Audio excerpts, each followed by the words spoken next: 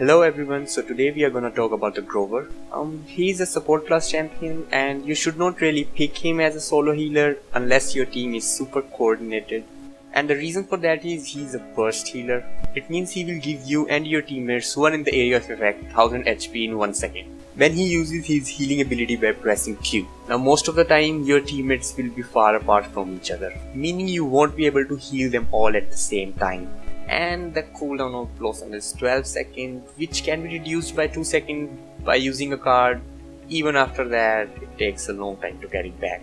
If you compare it to Maldamba or Ceres, who can provide consistent healing after 2 or 3 seconds. So if one of your teammates is low and he was out of your healing range when you used your Blossom, how could you do this to him, huh?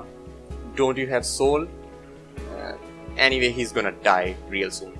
Now you all must be thinking, wow, he doesn't sound that good, then why should I even play him? Well, he can be really deadly in the right hands. But before we discuss that, let's jump into the loadout that we are gonna be using to take the full advantage of this kit. Now there are two ways you can play, that are as a healer or as a support with a little bit of healing. Let's talk about the best way to play him, which is by using the legendary card Deep Roots. It will basically turn your tripling axe into kind of a stun for 2 seconds, but the enemy will be able to use all his abilities while he's rooted. Like Evie can use her ice block, Andrew can use his reversal, but still you're pressing them out of the fight by rooting them, which is really helpful for your team. But the one thing he won't be able to do is move or use his movement abilities. Like Andrew won't be able to dash, Makoa can't use his spin, but Evie can still blink out of it, which is why we all hate her, right? She is such a bitch. Anyway, this is why this card is so good, because if your target can't move, he will be dead in 2 seconds. With the help of your team, you are a support, remember? You can't kill someone, it's a sin for you to get a solo kill. You know how much it triggers people when a support gets more solo kills than your damage carries? And with a buff to his projectile speed in the OB53, he is even more powerful now. Anyway, let's look at the loadout that we are gonna be running here. So as you can see, we have Adrenaline at level 4, and I will explain the reason behind it later in the video. Next we have Chop Down at level 3 and Verdant Expand at level 3. Last two cards are just to fill up the space, which means you can use anything in place of these two, but I do like the extra Mind Distils for some clutch heals. It can really save your team sometimes. Now for the healing build, we are going to use the legendary card Rampant Blooming, which is a good card. It heals for 160 HP per second for 4 seconds. On top of that 1000 HP you are already giving to your teammates. But I personally think that the Deep Root is a much better option for Gover. Simple reason is he doesn't really excel in consistent healing, but he do have passive healing, which is 80 HP per second if your teammates are standing in the area of effect, which we will increase by 30%.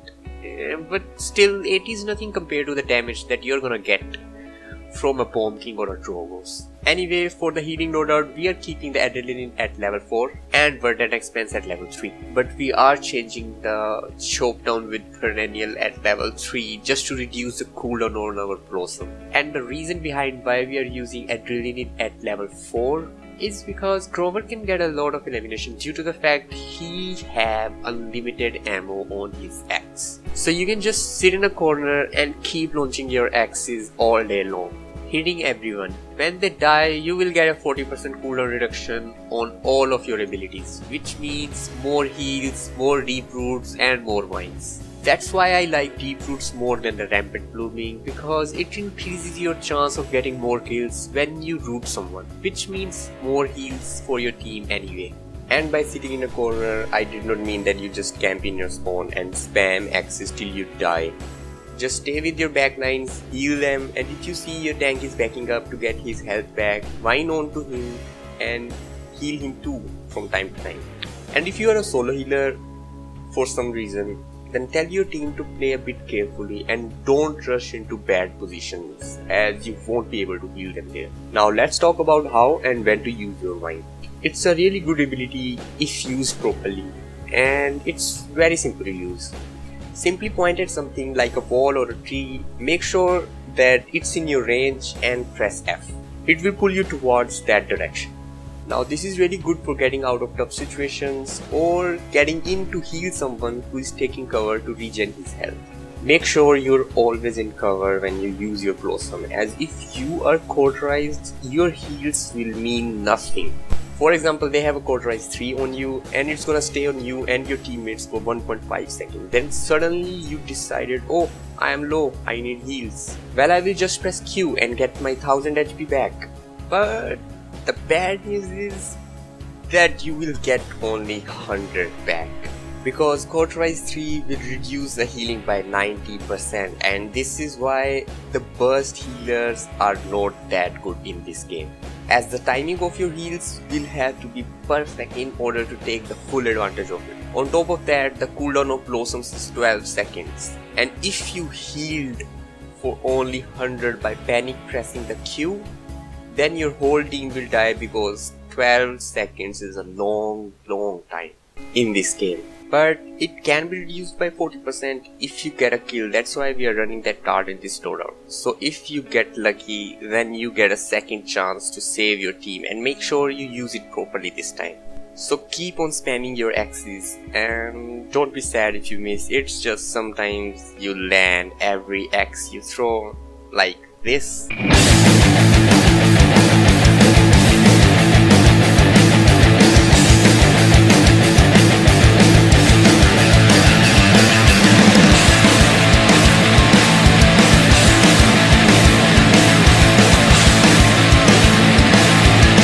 And sometimes you have potato aim like this.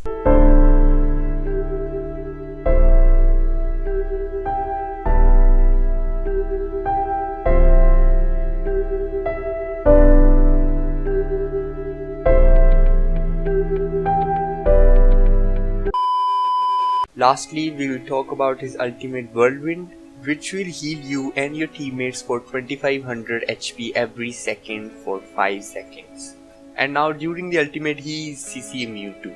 This ultimate is really powerful in the early rounds when the cauterized level is not that high. So it's a reactive ultimate, meaning when the other team tries to use their ultimate, you use yours.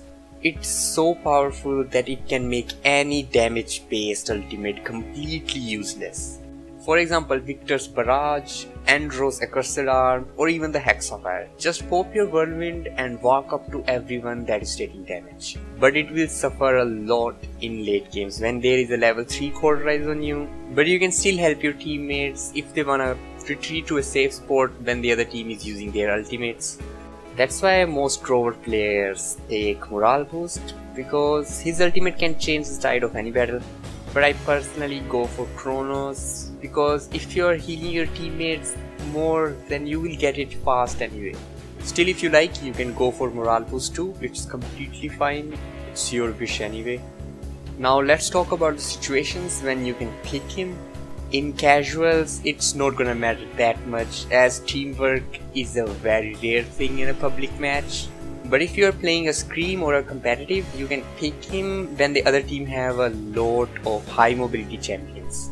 You can lock them down for your team with your Crippling Axe, or you can also counter pick him against a Kinessa or a Shalin, because it deals the bonus damage the further it travels, and the damage on Axe can go up to 750 I think after OB53, I'm not sure, but it's around that number, which is a lot of damage. You can just peek and free fire all you want, as there is no ammo limit. And when a Kinessa or Shalin tries to peek you, they are gonna get hit by your axe 80% of the time, because your axe will be flying at them even before they peek. And if you get hit by them, just take cover and use your Q to heal yourself up, which they cannot do without help. That's why he's a counter pick for them. But do not forget to take cover for a second before you press your Q. We have already discussed this, why it is so important to take cover. This makes him a very strong champion, but a bit weird. See, you have to be close to your tanks or teammates in order to heal them, but you have to be far in order to deal more damage, which is why running him as a solo healer can be really bad for your team, especially if you are in a public match. where no one listens to anyone. But after the changes to him in OB53, he's a lot more consistent with his damage, so you might wanna try him out. Anyway, if you have to be a solo healer, try to stay between your backline and tank, so you can heal them both if they are in range. Also, don't shoot at the enemy tank who is fighting for the point. In that situation, aim for their backlines, as you will be dealing more damage to them because of his damage scaling with distance. Now I wanna talk about something that is not related to this champion, but overall how people play these kinds of support champions who have a lot of damage, like Croc, Pip or Gover. If you wanna play them as a damage, then let your team know before the match starts so they can pick a dedicated healer. Don't be like, oh, I'm playing a damage Grok, or oh, I'm playing a flanking Pip or whatever, after they beg you to heal them in the middle of a game.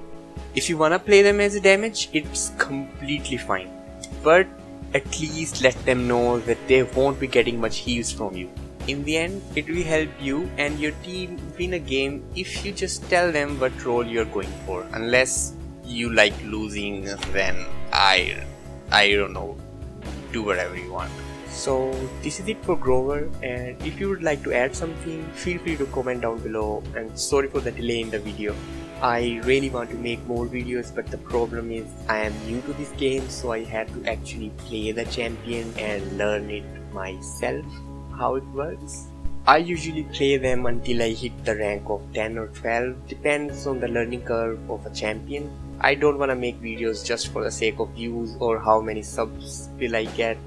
I am just kidding, give me more views. I want to help newer players like me enjoy the game in the best way possible and to give them tips that actually help them in game. Not like, oh, this ability is so cool, oh, this is so OP, or just me going on kill streaks. I prefer quality over quantity, so on this note I will take my leave and see you all in the next one. I will try my best to make it as soon as possible. Until then, don't pick a flanking Maldamba. Please, for the love of God.